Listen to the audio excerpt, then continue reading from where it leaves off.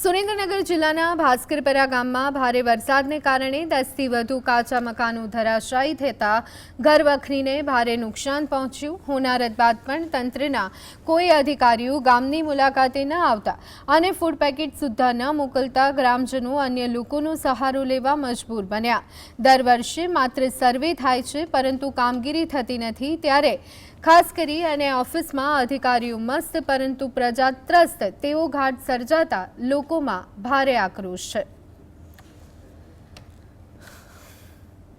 બે ત્રણ દિવસથી સતત વરસાદના કારણે અમુક મકાન પડી ગયેલા છે, તો હજુ કોઈ સર્વે થયું નહીં। તલાટીનો ફોન મારે એવો આવ્યો હતો કે તમે અત્યારે નામ લખી લો બધા, પછી આપણે સર્વે કરશું 2-3 દી પછી।